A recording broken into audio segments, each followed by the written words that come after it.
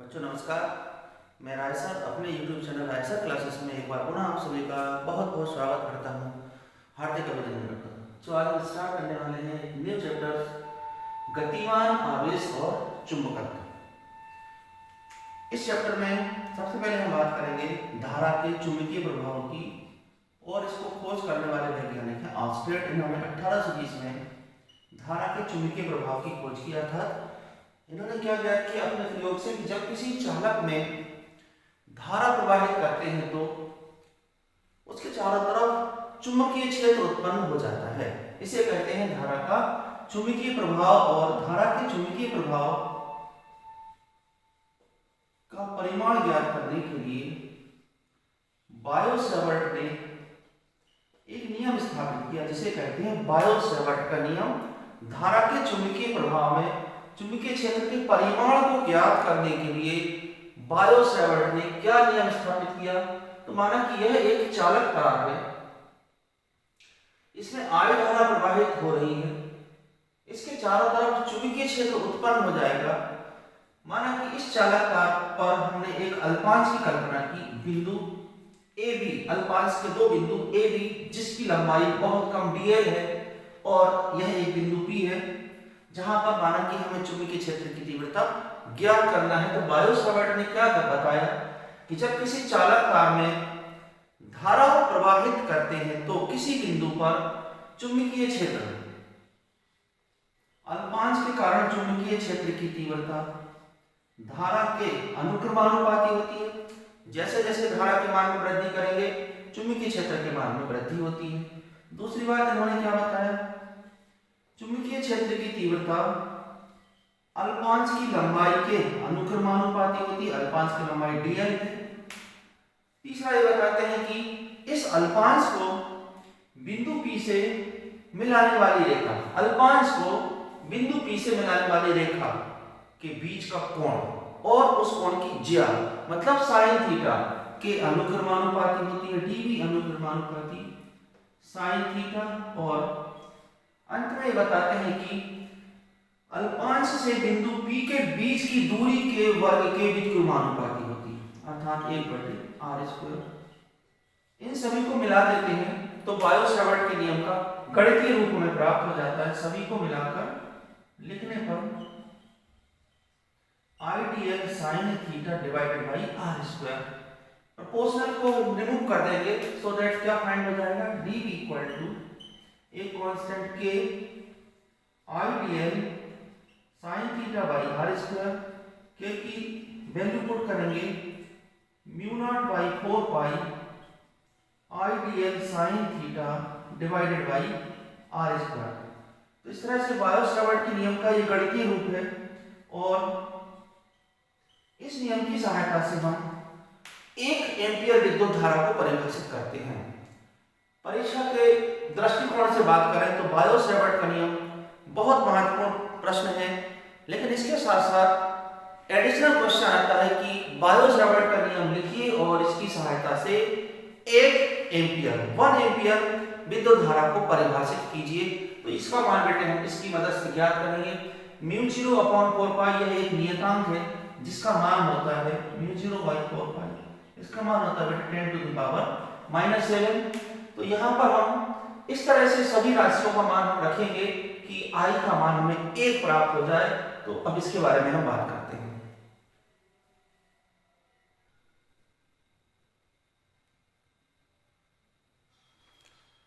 बच्चों बायो-सैवर्ट के नियम की सहायता से 1 एम्पीयर विद्युत धारा को परिभाषित करते हैं।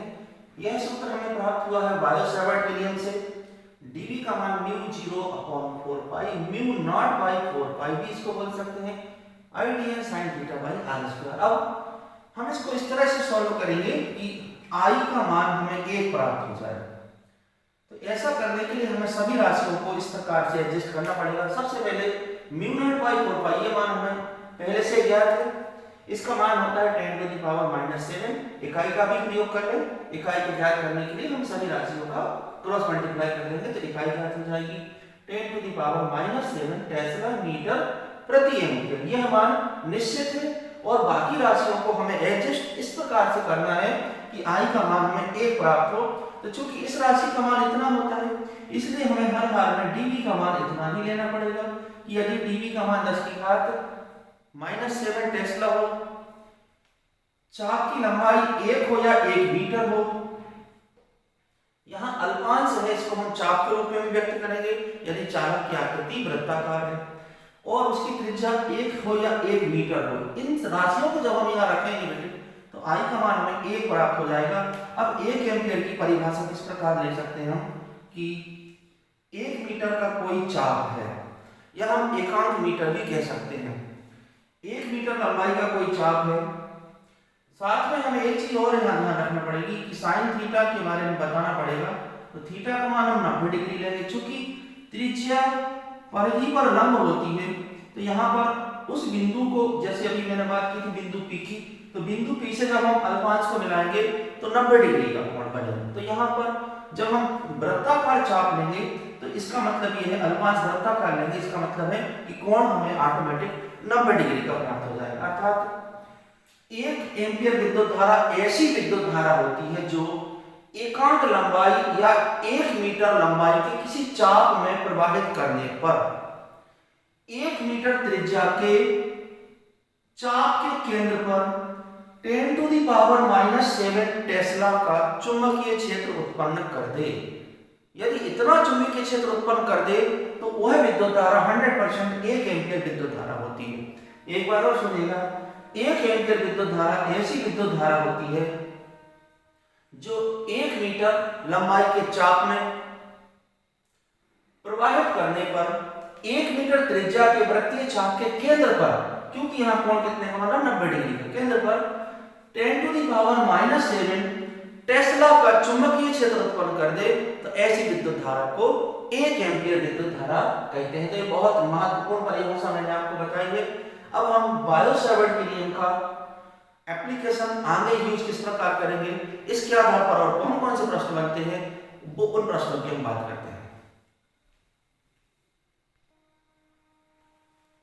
तो बायो-सावर्ट के नियम की सहायता से धारावाही वृत्तीय चालक, एक चालक है धारावाही जिसमें आई धारा प्रवाहित हो रही है, वृत्ताकार कुंडली के केंद्र पर हमें चुंबकीय क्षेत्र की तीव्रता ज्ञात करना है। केंद्र पर यह एक वृत्ताकार चालकता है जिसमें आई धारा प्रवाहित की जा रही है और इसके केंद्र पर हमें चुंबकीय क्षेत्र की तीव्रता ज्ञात करना है। इसके लिए हम इस वृत्ताकार चालक को अनेक छोटे छोटे भागों में, जिसे हम कहते हैं अल्पांशों में विभाजित करेंगे। समान लंबाई के अल्पांश हैं।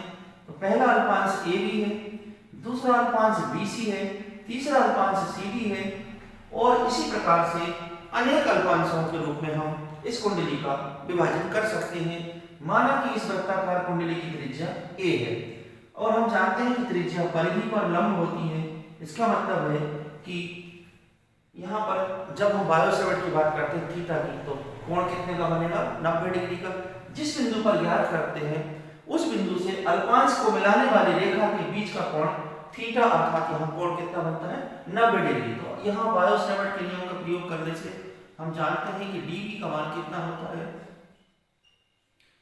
μ0/4 I dl sin theta by r²। ये बेसिक फार्मूला है।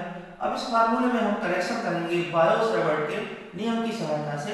सबसे पहले हम लिखेंगे अल्पांश AB के कारण केंद्र पर चुंबकीय क्षेत्र की तीव्रता and it is represented by dv1 = μ0/4 I।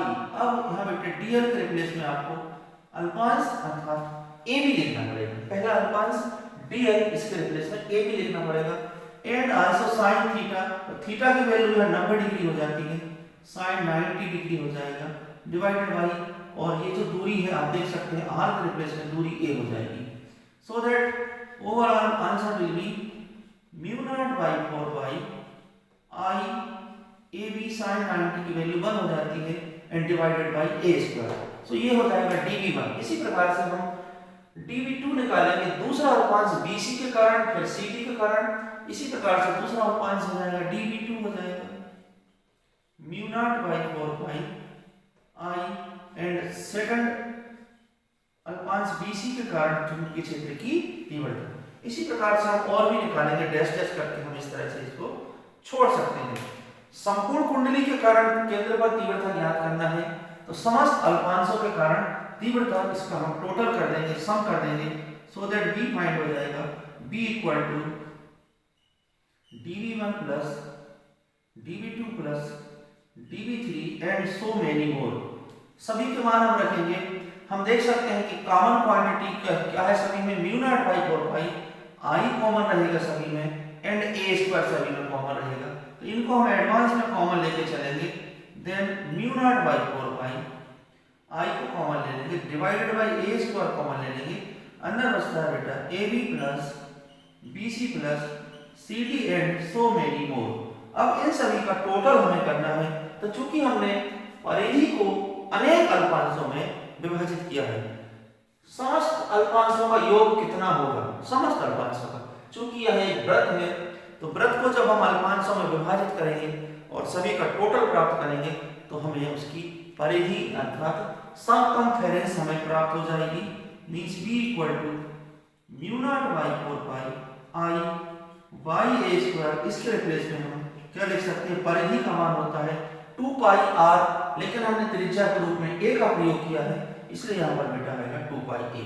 Then अब a से a कैंसिल कर दीजिए, so remaining part become b equal to mu not by 4 pi I 2 pi, i से a से a कैंसिल हो जाएगा, डिवाइडेड बाई a, और आप यहाँ यूज करेंगे यूनिट का, टेस्ला का यूज कर सकते हैं, वेबर पर मीटर स्क्वायर का भी हम यूज कर सकते हैं। अब इसमें सपोज करो बेटा एक के ऊपर एक बहुत सारे हमने एक के ऊपर एक बहुत सारे वायर इस पर लपेट दिए, जिसको कहते हैं if the number of turn, यदि पेड़ों की संख्या n हो, इसमें n का मल्टीप्लाई कर देंगे, b equal to mu not by 4 pi 2 pi n i divided by 8, और इसका यूनिट का प्रयोग करेंगे टेस्ला। इस तरह से ये केंद्र पर हमने चुंबकीय क्षेत्र की तीव्रता ज्ञात कर ली बायो-सैवर्ट के नियम से। बायो-सैवर्ट के नियम की सहायता से धारावाही वृत्तीय कुंडली के केंद्र पर चुंबकीय क्षेत्र की तीव्रता। अब हम बायो-सैवर्ट के प्रयोग को हम एक अन्य प्रश्न के रूप में भी प्रयोग करेंगे कि धारावाही वृत्तीय कुंडली के अक्ष पर यदि हमें ज्ञात करना है तो उसको नेक्स्ट क्वेश्चन में मैं सॉल्व करता हूं।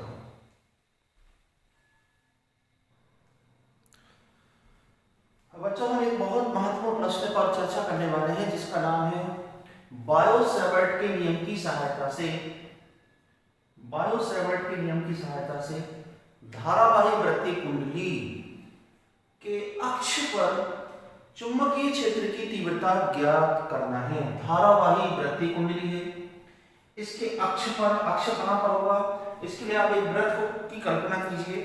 सपोज दैट इस तरह का वृत्त है, अक्ष कहां पर होगा, केंद्र से हम बाहर की तरफ जाएंगे तो हमें एक बिंदु प्राप्त होगा जिसे हम क्या कहेंगे, अक्ष कहेंगे। तो केंद्र से x दूरी पर एक बिंदु P है और ये बिंदु कहां पर है, उसके अक्ष पर है।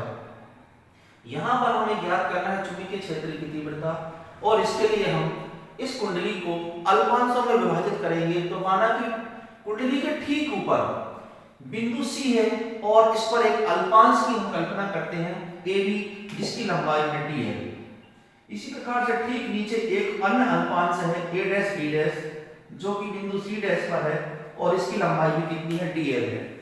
इस अल्पांश जो बिंदु C पर है, एकदम टॉप पर है, ऊपर है, बिंदु C पर स्थित अल्पांश AB के कारण बिंदु P पर चुंबकीय क्षेत्र की तीव्रता हम ज्ञात करेंगे। और चुंबकीय क्षेत्र की तीव्रता ज्ञात करने में हमें ध्यान रखना है कि यदि अंगूठा धारा की दिशा को व्यक्त करता है तो उंगलियां उस बिंदु पर हमें संकेत करती हैं जिस बिंदु पर हम चुंबकीय क्षेत्र ज्ञात करते हैं, और चुंबकीय क्षेत्र की तीव्रता हथेली के लंबवत बाहर की तरफ होती है। तो इस अल्पांश के कारण चुंबकीय क्षेत्र हम देखेंगे तो अल्पांश को जब हम बिंदु P से मिलाते हैं तो इस रेखा के लंबवत ठीक बिंदु लंबवत कौन सी दिशा में जा रहा है, PR दिशा में जा रहा है। अतः PR दिशा में अल्पांश AB के कारण चुंबकीय क्षेत्र की दिशा D की होगी, जिसने PN के साथ में कोण बनाया है, फाई कोण बनाया है। इसी प्रकार से जब हम दूसरे अल्पांश की बात करेंगे बिंदु सी डैश पर एक अन्य अल्पांश है ए डैश बी डैश, इसके द्वारा हमें चुंबकीय क्षेत्र ज्ञात करना है। उसकी दिशा भी ठीक कोण फाई पर होगी, किसके साथ होगी, पी एन डैश के साथ होगी, फाई कोण पर होगी। चूंकि चुंबकीय क्षेत्र की तीव्रता एक सदिश राशि है, अतः इस कंडीशन में dv के दो घटक होंगे, टू कंपोनेंट्स होंगे, एक dv cos फाई और एक dv sin फाई। इसी प्रकार से dv जो जिसकी दिशा p r डैश दिशा में है, उसके भी दो कंपोनेंट होंगे, एक dv cos phi p n dash दिशा में और दूसरा dv sin फाई op के अनुदिश। इस प्रकार से दोनों अल्पांशों की बात करते हैं। इस अल्पांश के कारण तीव्रता के दो घटक प्राप्त होते हैं, दूसरे अल्पांश के कारण भी तीव्रता के दो घटक प्राप्त होते हैं, और जब हम दोनों का टोटल प्राप्त करते हैं तो चूंकि जो कोस वाले घटक हैं, लंबवत घटक हैं, इनकी दिशा क्या है, एक दूसरे के विपरीत है। एक दूसरे के विपरीत होने के कारण ये दोनों एक दूसरे को निरस्त कर देंगे, और जो अनुदिश घटक हैं जिनकी दिशा ओपी के अनुदिश है, ऐसे घटक आपस में जुड़ जाएंगे। तो कुल मिलाकर जब हम पूरी कुंडली का ज्ञात करेंगे तो समस्त लंबवत घटक एक दूसरे के विपरीत होने के कारण एक दूसरे को समाप्त कर देंगे, और जो अनुदिश घटक हैं वे आपस में जुड़ जाएंगे, और इस प्रकार से हम पूरी कुंडली के कारण अक्ष पर तीव्रता की दिशा, तीव्रता का परिमाण ज्ञात कर पाएंगे। तो सबसे पहले हम यहाँ वायो-सैवर्ट के नियम की सहायता से बिंदु सी पर स्थित अल्पांश के कारण बिंदु पी पर चुंबकीय क्षेत्र की तीव्रता का परिमाण लिखते हैं dv। कितना होगा इसका मान, वायो-सैवर्ट का नियम प्रयोग करेंगे, mu naught by 4 pi I into dl sin theta by, distance कितनी है अल्पांश से, अल्पांश से डिस्टेंस कितनी है, r है, तो यहाँ पर हम लिखेंगे डिस्टेंस कितनी बेटे, r स्क्वायर। और अब हम जानते हैं कि जो स्पर्श रेखा होती है, स्पर्श रेखा त्रिज्या पर लंब होती है, इसका मतलब है यहाँ थीटा का मान कितना आएगा, 90 डिग्री आएगा। तो dv का मान हो जाएगा mu not by 4 pi I into dl sine 90 का मान 1 हो जाएगा।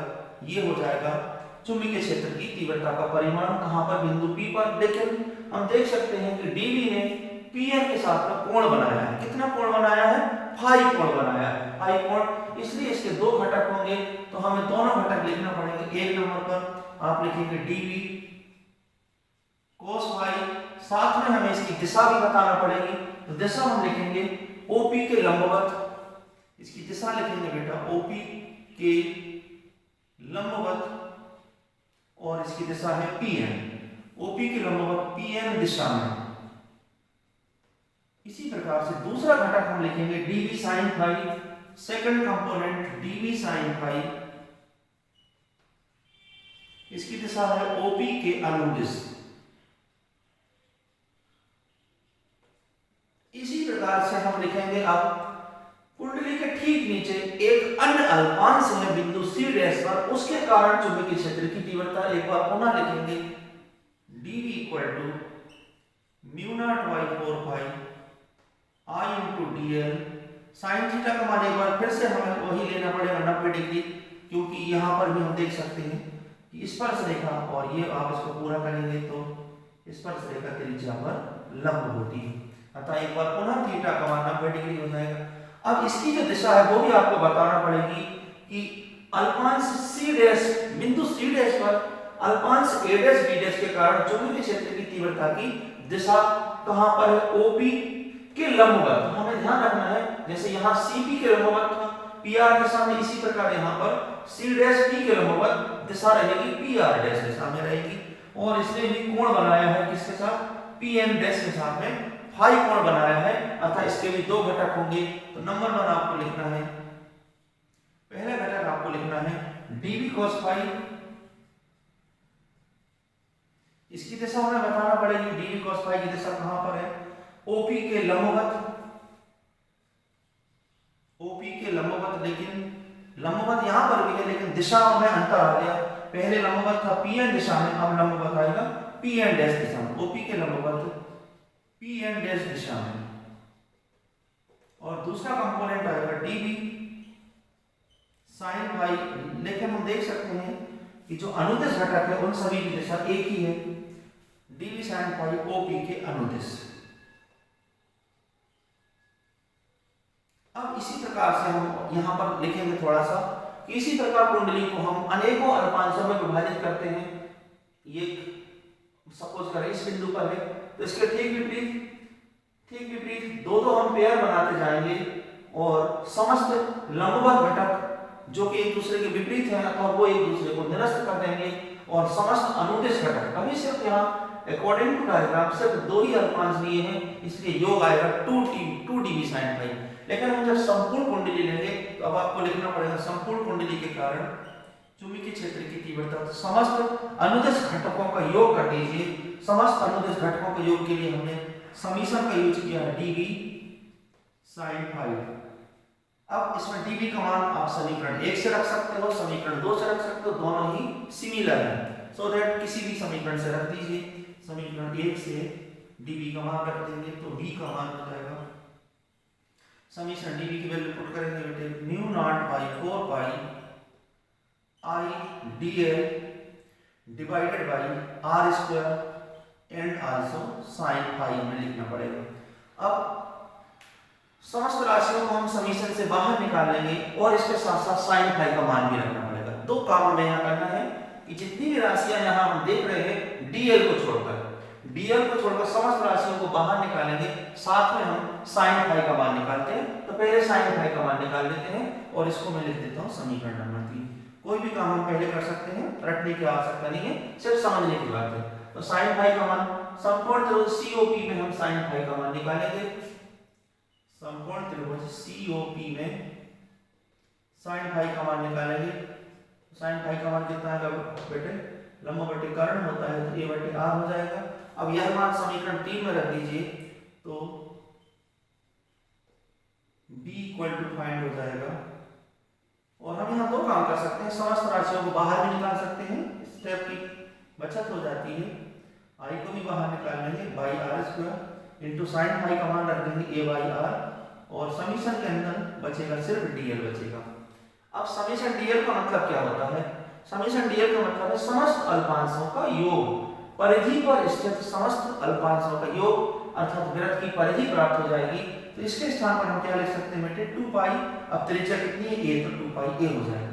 Overall b equal to mu not by 4 pi I a and also summation 2 sigma dl की वैल्यू 2 पाई, रेडियस कितनी है a है डिवाइडेड बाई और r की पावर 3 हो जाएगी।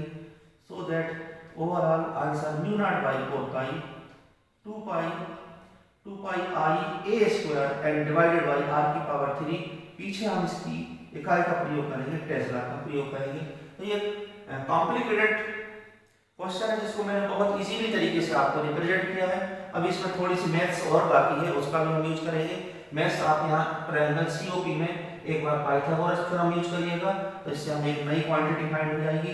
पाइथागोरस थ्योरम का यूज करेंगे, r square equal to a square plus x square, only r equal to a square plus x square and whole power 1/2 हो जाएगी। ये वैल्यू बेटा यहाँ पर कर देंगे तो हमें फाइंड हो जाएगा b equal to mu not by 4 pi 2 pi. साथ में हम यहाँ नंबर ऑफ टर्न का भी यूज कर सकते हैं, नंबर ऑफ टर्न यूज करें तो n का मल्टीप्लाई हो जाएगा 2 pi n i a square and r की वैल्यू पुट करें तो a square plus x square and यहाँ पर पावर 3 है और यहाँ बेटा 1/2 है, तो ओवरऑल पावर हो जाएगी 3/2 and the unit is Tesla. Tesla का यूज कर सकते हैं, वेबर प्रति मीटर स्क्वायर का भी यूज कर सकते हैं। तो ये फाइनल आंसर हो जाएगा। बहुत इंपॉर्टेंट क्वेश्चन है, धारावाही वृत्ति कुंडली के अक्ष पर। इसके पिछले क्वेश्चन में मैंने बात की थी धारावाही वृत्ति कुंडली के केंद्र पर, और यहाँ हमने बात करी है धारावाही वृत्ति कुंडली के अक्ष पर चुंबकीय क्षेत्र की तीव्रता। यदि इस क्वेश्चन में हम x की वैल्यू 0 पुट कर दें, बिंदु P O से P की दूरी x है, यदि हम बिंदु P को क्रमशः केंद्र की तरफ लाते हैं, क्रमशः केंद्र की दिशा में लाते हैं, तो x का मान कम होता जाएगा और जब यही बिंदु ठीक केंद्र पर होगा तो उस समय x का मान 0 हो जाएगा। और जब हम x का मान 0 रखेंगे तो हमें केंद्र पर x का मान 0 हो जाएगा, तो हमें प्राप्त हो जाएगा b का मान, एक बार फिर से mu naught by 4 pi 2 pi n i a square divided by, यहाँ बेटे x को 0 करो तो a की पावर 2 है, इधर 2 से 2 कैंसिल हो जाएगा, a की पावर 3 होगी और रिमेनिंग जो आंसर है उससे क्या मिलेगा हमें, इससे हमें मिल जाएगा 2 पाई n i और a से कैंसिल हो जाएगा यह जो आंसर आप देख सकते हैं, ये आंसर कौन सा है? ये आंसर पिछले क्वेश्चन में है जब हमने स्टडी की है कि धारावाही वृत्तीय कुंडली के केंद्र पर। अर्थात इस क्वेश्चन में हम एक क्वेश्चन से दो क्वेश्चन भी सॉल्व कर सकते हैं। एक तो हम इसके अक्ष पर ज्ञात कर सकते हैं और जैसे ही हम x की वैल्यू 0 पर करेंगे सो दैट हमें प्राप्त हो जाएगा केंद्र पर चुंबकीय क्षेत्र की तीव्रता। तो ये दोनों क्वेश्चन हमने बायो-सावर्ट के नियम से सॉल्व किए हैं। अब हम इसी चैप्टर में एक बहुत इंपॉर्टेंट क्वेश्चन को सॉल्व करेंगे नेक्स्ट जो वीडियो में अपलोड करूंगा, एम्पियर का परिपथीय नियम। एम्पियर के परिपथीय नियम की सहायता से धारावाही वृत्तीय कुंडली के केंद्र पर भी हम ज्ञात करेंगे और ऋजु रेखीय धारावाही चालक, ऋजु मतलब होता है सीधा, ऋजु रेखीय धारावाही चालक के कारण भी हम चुंबकीय क्षेत्र की तीव्रता ज्ञात करेंगे। तो कुल मिलाकर यहाँ पर 3 क्वेश्चन बनते हैं। एक ऋजु रेखीय धारावाही चालक जो मैं नेक्स्ट वीडियो में आपको बताऊंगा, धारावाही वृत्तीय कुंडली के केंद्र पर साथ में अक्ष पर। तो 3 क्वेश्चन है, 2 क्वेश्चन आपको एक क्वेश्चन जो केंद्र का है वो हम बायो-सावर्ट से भी सॉल्व कर सकते हैं, देन एम्पियर के नियम से भी प्राप्त कर सकते हैं। लेकिन इस क्वेश्चन को हम एम्पियर के नियम से सॉल्व नहीं कर पाएंगे, यहाँ पर बायो-सावर्ट के नियम का ही प्रयोग करना पड़ता है। तो आगे हम कल नेक्स्ट वीडियो में आपको बताऊंगा एम्पियर का परिपथीय नियम। जय हिंद, जय भारत।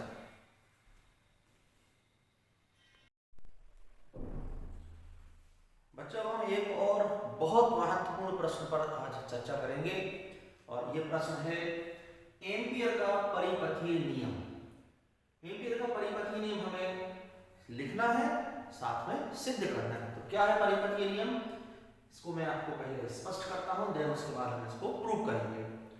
निर्वात में किसी बंद वक्र के चारों ओर चुंबकीय क्षेत्र, जैसा कि हम जानते हैं कि जब किसी चालक तार में विद्युत धारा प्रवाहित करते हैं तो उसके चारों तरफ चुंबकीय क्षेत्र उत्पन्न हो जाता है और चुंबकीय बल रेखाएं संकेंद्रीय वृत्तों के रूप में होती हैं। सपोज यह चालक तार है, इसमें विद्युत धारा प्रवाहित हो रही है तो चुंबकीय क्षेत्र की दिशा संकेंद्रीय वृत्तों के रूप में होती है। तो यह एक चालक तार है जिसमें I विद्युत धारा प्रवाहित हो रही है।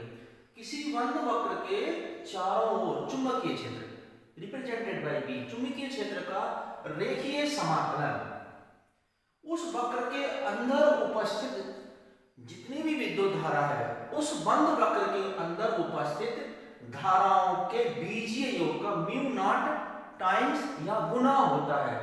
B का मतलब होता है बेटा चुंबकीय क्षेत्र, इसके साथ में अगर हम dl का प्रयोग करेंगे, dl का मतलब होता है अल्पांश की लंबाई, तो b इंटू dl से मतलब यहाँ पर जैसे हम समाकलन का चिन्ह लगाएंगे और यहाँ कर्व का साइन लगा देंगे तो इसको क्या कहा जाता है, चुंबकीय क्षेत्र का समाकलन और लंबाई के संगत लेंगे, इसको कहते हैं रेखीय समाकलन। चुंबकीय क्षेत्र का रेखीय समाकलन, ये दोनों ही सदिश राशियां हैं। कितना होता है, इस बंद वक्र में कितनी विद्युत धारा उपस्थित है, तो इसमें कितनी विद्युत धारा उपस्थित है, माना कि I विद्युत धारा, इस विद्युत धारा का म्यू नॉट टाइम्स होता है, ये हमें सिद्ध करना है।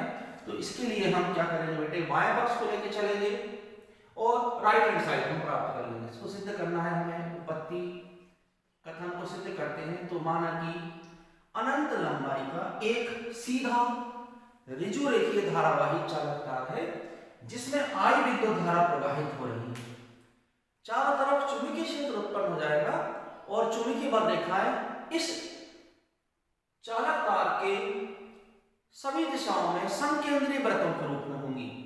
अब माना कि यहां बिंदु O से R दूरी पर हम एक अल्पांश की कल्पना करते हैं, dl अल्पांश है, अल्पांश dl की कल्पना करते हैं ठीक इसी बिंदु पर चुंबकीय क्षेत्र की दिशा।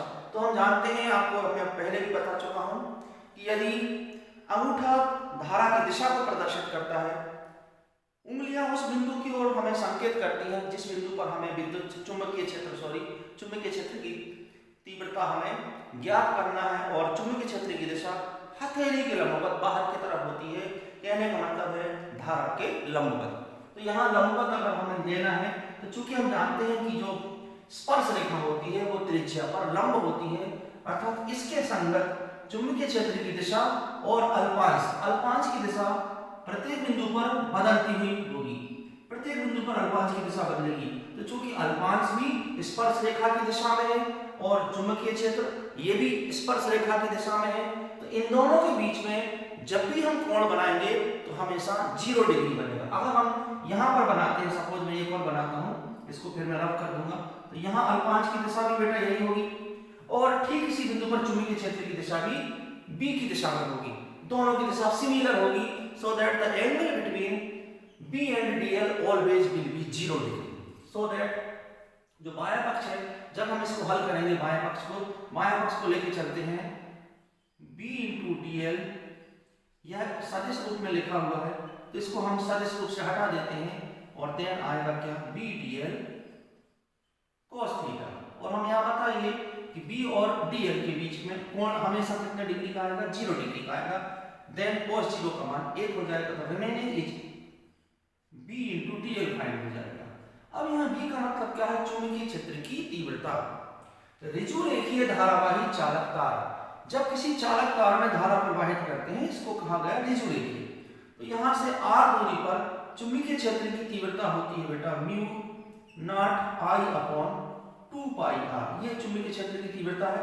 इसको दरअसल प्राप्त किया गया है बायो-सेवर्ट के नियम से, लेकिन यह प्रश्न बायो-सेवर्ट के नियम से हमारे सिलेबस में नहीं है, इसको हम पुनः प्रूव करेंगे एम्पियर के परिपथी नियम से। तो अगर आप बुक में देखेंगे तो ये क्वेश्चन सॉल्व किया गया है, लेकिन किसकी मदद से, बायो-सेवर्ट के नियम की। तो वहां से हम इस क्वेश्चन का आंसर ले लेते हैं, ऋजु रेखीय धारावाही चालक के कारण किसी बिंदु पर चुंबकीय क्षेत्र की तीव्रता। तो ये मान b का मान हम यहाँ लिख सकते हैं, सपोज दैट ये क्वेश्चन 1 हम लिखेंगे, चूंकि ऋजु रेखीय धारावाही चालक तार के कारण चुंबकीय क्षेत्र की तीव्रता होती है mu not I upon 2 pi R. ये मान हम समीकरण 1 में रख देंगे और समीकरण 1 में जैसे ही रखेंगे इस मान को, तो हमें क्या प्राप्त हो जाएगा,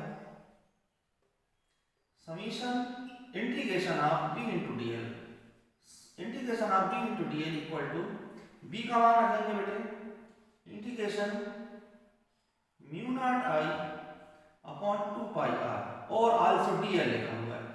अब हम सभी राशियों को बाहर निकाल लेंगे, integration of b into D L equal to, सबको बाहर निकाल लेंगे, mu not I upon 2 pi R, then अंदर बचता है integration of dl। Integration of dl का मतलब क्या है, इंटीग्रेशन का यूज करें या हम समीशन का यूज करें, इन दोनों का मतलब क्या होता है, योग होता है।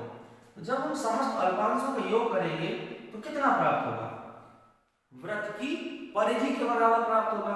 तो इसका मान हम रख देंगे mu not I by 2 pi R और इसका मान रख देंगे बेटा कितना, 2 पाई आर।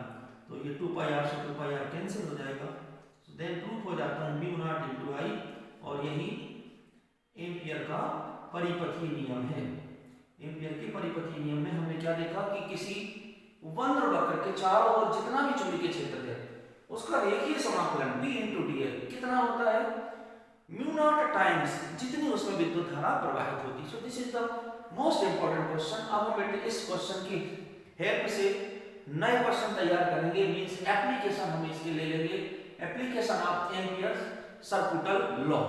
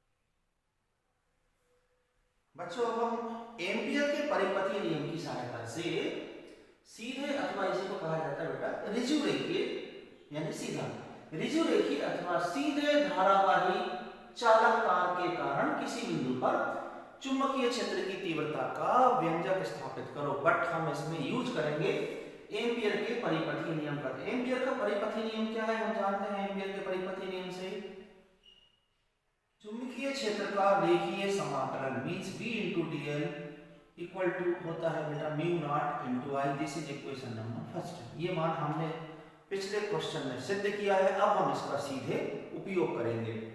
एम्पियर के परिपथीय नियम से हमने इसको सिद्ध कर दिया है। अब हम B into dl का मान कैलकुलेट करेंगे एक बार। जिस तरह से याद करें आप लोग कि गॉस की प्रमेय पहले हमने सिद्ध की थी, देन उसके बाद गॉस प्रमेय के एप्लीकेशन यूज किए थे। तो गॉस की प्रमेय की सहायता से हम क्या निकालते थे, विद्युत फ्लक्स का मान निकालते थे। एक बार गॉस प्रमेय की मदद से और एक बार सोल्व करते थे, फिर दोनों की तुलना करते थे। तो यहाँ पर भी हम B into dl का मान एम्पियर के परिपथीय नियम से जो प्राप्त हुआ है उसको लिख देंगे और एक बार हम कैलकुलेट करेंगे। यह एक सीधा ऋजु रेखीय धारावाही चालक तार है। इसमें I विद्युत धारा प्रवाहित हो रही है। धारा प्रवाहित करने पर चारों तरफ चुंबकीय क्षेत्र उत्पन्न हो जाएगा। तो माना कि केंद्र O से r दूरी पर हमें चुंबकीय क्षेत्र की तीव्रता ज्ञात करना है। चुंबकीय क्षेत्र की तीव्रता ज्ञात करना है। तो यहाँ एक अल्पांश की बात करेंगे dl और इसी बिंदु पर चुंबकीय क्षेत्र। तो दोनों की दिशा स्पर्श रेखा की दिशा में है, इसलिए एक बार पुनः आपको समझना पड़ेगा कि इन दोनों के बीच में कोण कितना बनेगा, 0 डिग्री का बनेगा। तो इसको हम सॉल्व करते हैं। B into dl का मान निकालते हैं। B into dl का मान निकालते हैं। B into dl equal to, पहले हम इसको सिंपली लिखेंगे B into dl cos थीटा, वेक्टर फॉर्म को हटा देंगे। फिर देन थीटा की वैल्यू पुट करेंगे बेटे, कितनी आएगी थीटा की वैल्यू 0 डिग्री, cos 0 की वैल्यू 1 होती है, so that B into dl हो जाता है। अब यहाँ याद रखने वाली बात यह है कि हमें B का मान ज्ञात करना है, ना कि पहले से ज्ञात है। B का मान हमें ज्ञात करना है। अतः अब B को बाहर निकाल लेंगे और देन इंटीग्रेशन ऑफ dl बचेगा। dl का इंटीग्रेशन कितना होगा, समस्त अल्पांशों का योग, अर्थात इस वृत्त की परिधि, और उसका मान कितना होता है 2 पाई r होता है। तो ये हमने कैलकुलेट कर लिया किसका मान, B into dl integration of B into dl equation number second. अब दोनों की तुलना कर देंगे समीकरण 1 और 2 से। ये कहां से आया, इसके ऊपर आप लिखेंगे एम्पियर के परिपथीय नियम से। 1 व 2 की तुलना करेंगे। 1 व 2 से B into 2 pi r will equal to the mu naught I। Then हमें B की वैल्यू फाइंड करना है, so that mu naught I by 2 pi r। और हम यहाँ पीछे यूज कर सकते हैं यूनिट का। यूनिट क्या होती है बेटा, टेस्ला होती है। तो यह एक एम्पियर के परिपथीय नियम का हमने क्या करा, एक एप्लीकेशन, जिसमें हमने ज्ञात किया ऋजु रेखीय धारावाही चालक के कारण किसी बिंदु पर चुंबकीय क्षेत्र की तीव्रता। तो दो क्वेश्चन यदि अभी हमने स्टडी की है, एक तो एम्पियर के परिपथीय नियम की, उसमें ये आपको नोन क्वांटिटी है और यहाँ पर हमने इस क्वांटिटी को प्रूव किया है। दोनों में डिफरेंस है। जब हम परिपथीय नियम को सिद्ध करेंगे तो ये हमें पहले से पता है, बट हमने जब प्रूफ नहीं किया तो कहां से पता है, तो मैं आपको बता चुका हूं बेटे कि ये बायो-सैवर्ट के नियम से भी इसको प्रूव करते हैं, बट हमारे सिलेबस से बाहर है। बुक में है बट सिलेबस से बाहर है। तो ये हमें वहां पर पहले से याद था और इस क्वेश्चन में हमने इसको प्रूव किया है। अब हम एम्पियर के नियम की मदद से एक अन्य क्वेश्चन को सोल्व करने वाले हैं, परिणय का।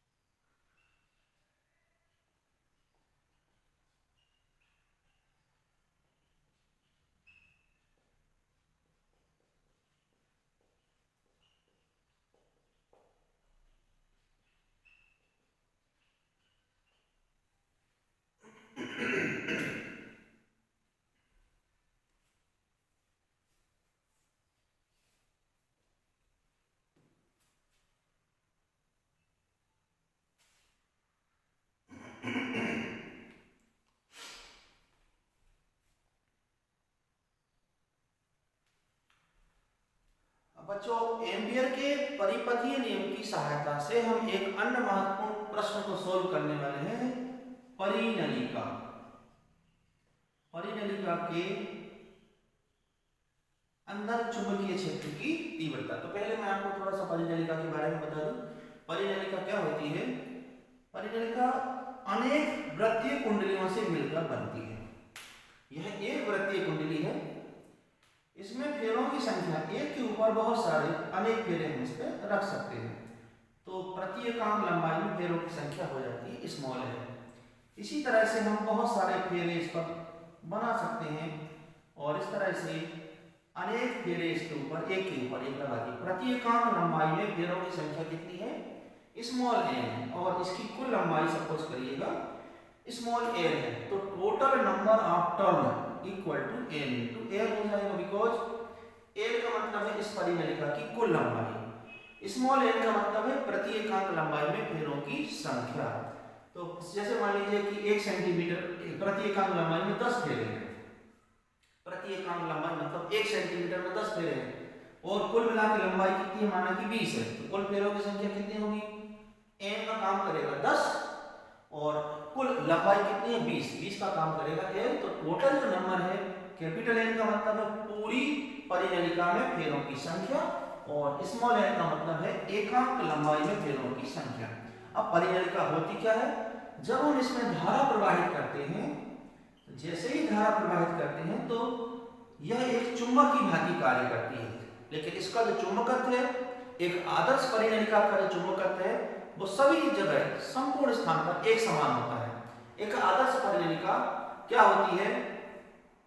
परिनलिका के बारे में ऐसा कहा जाता है कि इसका जो चुंबकीय क्षेत्र है सभी जगह एक समान होता है और एक आदर्श परिनलिका जिसकी लंबाई बहुत अधिक होती है, त्रिज्या बहुत कम होती है। तो इसके बारे में आपको एक बात बता दूं, इसके पूर्व में थोड़ा सा मिसिंग होकर बोलने में, फिर से सुन लीजिएगा कि आदर्श परिनलिका की लंबाई अधिक होती है, त्रिज्या बहुत कम होती है और जो एक साधारण चुंबक होती है, साधारण चुंबक जो दंड चुंबक होती है, उसके सिरों पर चुंबकीय क्षेत्र सबसे अधिक होता है, सिरों पर। और जो केंद्र है इसको उदासीन बिंदु कहते हैं, यहाँ पर चुंबकीय क्षेत्र की तीव्रता लगभग शून्य होती है। लेकिन एक साधारण जो परिनलिका होती है उसमें सभी स्थानों पर चुंबकीय क्षेत्र एक समान होता है। लेकिन जो आदर्श परिनलिका है उसके केंद्र पर तीव्रता सिरों की तुलना में दुगनी होती है। केंद्र पर तीव्रता सिरे की अपेक्षा दुगनी होती है, लेकिन इसकी शर्त क्या है कि लंबाई बहुत अधिक होना चाहिए, किसकी तुलना में? त्रिज्या की तुलना में। तो परिनलिका चुंबक कब तक रहेगी? जब तक इसमें विद्युत धारा प्रवाहित होती रहेगी। परिनलिका के बारे में मैंने आपको बताया, एक प्रति एकांक लंबाई में फेरों की संख्या और कुल लंबाई में फेरों की संख्या। अब हम एक परिनलिका को यहाँ प्रदर्शित करते हैं। यहाँ एक परिनलिका है और इसमें विद्युत धारा प्रवाहित करेंगे तो चुंबकीय क्षेत्र उत्पन्न हो जाएगा। चुंबकीय क्षेत्र को प्रदर्शित करने के लिए ये रेखाएं आपके सामने प्रस्तुत है और इसमें एम्पियर का नियम तभी लागू होगा जब एक बंद वक्र यानी कि पास बनेगा। तो यह एक एम्पियर पास, इसको हम कह सकते हैं ए बी सी डी एक एम्पियर पास है। और माना कि इसकी लंबाई है बेटा कितनी? सपोज करें इसकी लंबाई एल है और यह बिंदु पी है परिनलिका के अंदर। ए से चलकर हम वापस ए पर आएंगे। एम्पियर का परिपथी नियम कहता है कि चुंबकीय क्षेत्र का रेखीय समाकलन कितना होता है? उस पास में उपस्थित, उस वक्र में उपस्थित जितनी भी विद्युत धारा है उसका म्यू नॉट टाइम्स होता है। तो चूंकि यहाँ पर बहुत सारे फेरे हैं, एक के बाद एक बहुत सारे फेरे हैं, प्रति एकांक लंबाई में फेरों की संख्या कितनी होती? एन होती है। अगर हम बात करते हैं म्यू नॉट आई की, म्यू नॉट में अगर गुणा कर दिया जाए एन का, तो इसको कहा जाता है बेटा एन फेरों में प्रवाहित होने वाली विद्युत धारा, एन फेरों में। सो इसको बोलते हैं एम्पियर फेरे। एम्पियर फेरे, एम्पियर फेरे का मतलब है फेरों की संख्या देन उसमें प्रवाहित होने वाली विद्युत धारा।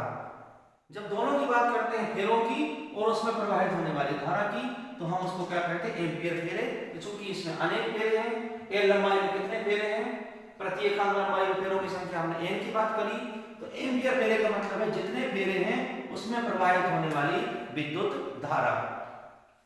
अब हम इस प्रश्न को एम्पियर के परिपथीय नियम की सहायता से सॉल्व करते हैं।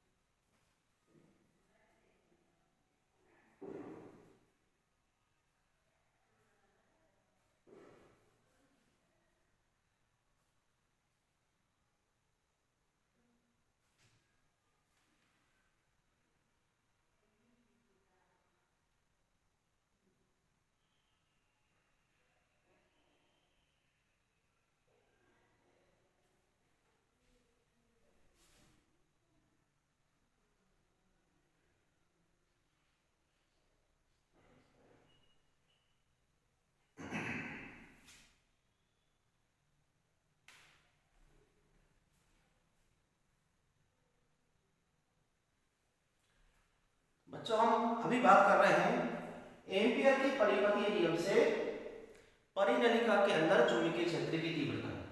परिनलिका के बारे में भी हमने बात करी थी कि कुल फेरों की संख्या इसमें कैपिटल एन होती है, और जब हमने बात करी थी एकांक लंबाई में फेरों की संख्या होती है स्मॉल एन, और कुल लंबाई होती है मान लीजिए कि एल। तो इसका अर्थ क्या हुआ, एल लंबाई में फेरों की संख्या, एल लंबाई, इस लूप की लंबाई हमने कितनी ली है, एल ली है। तो यहाँ पर एम्पियर फेरे कितने बनेंगे, एम्पियर फेरे में हम इसमें मल्टीप्लाई कर देंगे आई का, तो ये हो जाएगा n इंटू एल। यहाँ n इंटू एल का मतलब है फेरों की संख्या एल लंबाई में कुल फेरों की संख्या, और जैसे ही हम इसमें i का मल्टीप्लाई करेंगे तो इसका मतलब हो जाएगा एम्पियर फेरे। तो ये n के रिप्लेस में हमें क्या लिखना पड़ेगा, n इंटू एल। तो ये हो जाएगा एम्पियर के नियम में करेक्शन क्या होगा, मी नॉट की जगह मी नॉट, बट i के रिप्लेस में हमें यहाँ पर फेरों की संख्या और इंक्लूड करना पड़ेगा। कुल कितने फेरे हैं, प्रति एकांक लंबाई में फेरों की संख्या n होती है, तो n लंबाई में फेरों की संख्या कितनी हुई, n into L, so that कुल एम्पियर फेरे में फेरों की संख्या इंटू धारा का मल्टीप्लाई कर देंगे, सो दैट इससे फाइंड हो जाएगा एम्पियर फेरे। अब यह एक आयताकार लूप है, इस लूप के चारों ओर चुंबकीय क्षेत्र B का रेखीय समाकल B इंटू dl।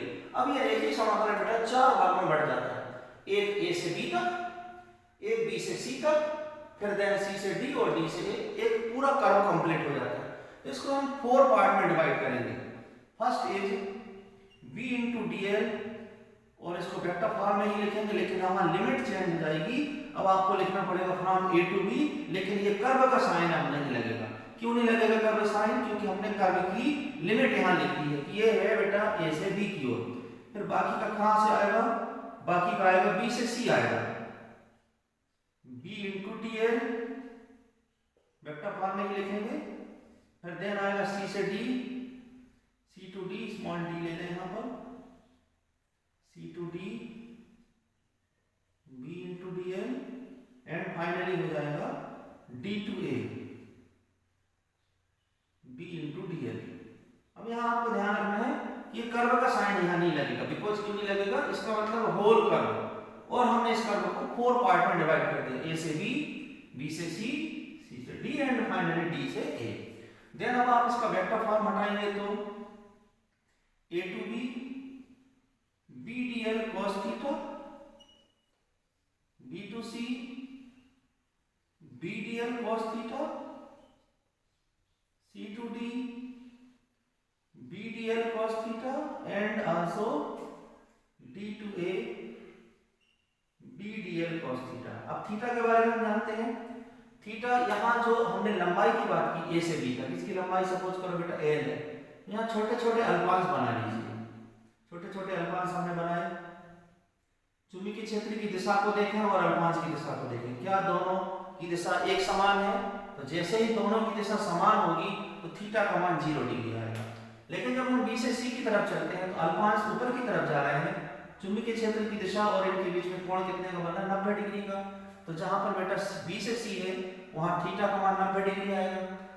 देन अब हम C से D की बात करते हैं, तो चूंकि परिनलिका के बाहर ये वाला भाग परिनलिका के बाहर है, और याद रखिएगा कि परिनलिका के बाहर चुंबकीय क्षेत्र की तीव्रता 0 होती है।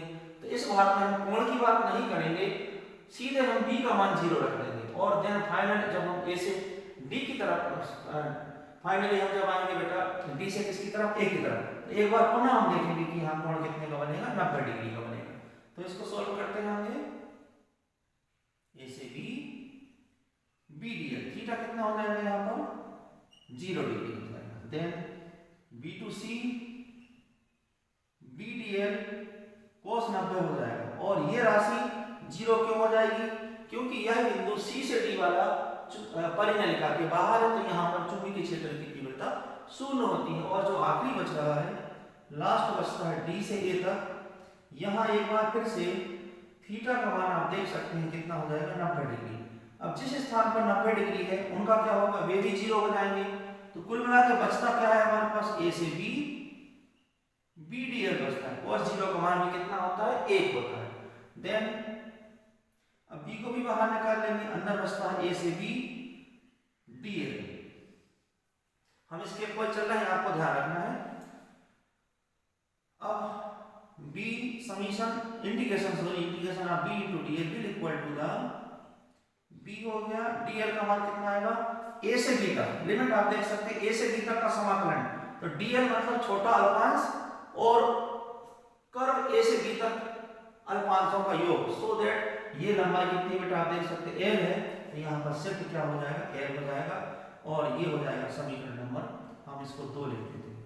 तो समीकरण 1 में है ना b dl का मान इतना है, समीकरण 2 में b into dl का मान इतना है, दोनों की तुलना कर दीजिए, समीकरण 1 व 2 से दोनों की तुलना करते हैं, इसका मान हो जाएगा mu naught n into l also I equal to b into l। अब l से l कैंसिल हो जाएगा, ये I लिखा हुआ l से l कैंसिल हो जाएगा, रिमेनिंग क्या बचेगा b equal to only b equal to क्या बचेगा बेटा म्यू नॉट n I। तो ये क्या है, चुंबकीय क्षेत्र की तीव्रता परिनलिका के अंदर यानी कि केंद्र पर तीव्रता इतनी होती है, और इसके जो सिरे होते हैं उसकी तीव्रता केंद्र की तुलना में जस्ट आधी होती है। तो अगर आपसे बात की जाए कि सिरे पर कितनी होती है बेटा, ये मैंने लिखा है केंद्र पर, तो सिरे का आप जब भी लिखेंगे तो इसमें डिवाइड कर देंगे, 2 से डिवाइड कर देंगे। इस तरह से एम्पियर के परिपथीय नियम के 2 एप्लीकेशन और 1 एम्पियर का परिपथीय नियम, कुल मिलाकर 3 क्वेश्चन है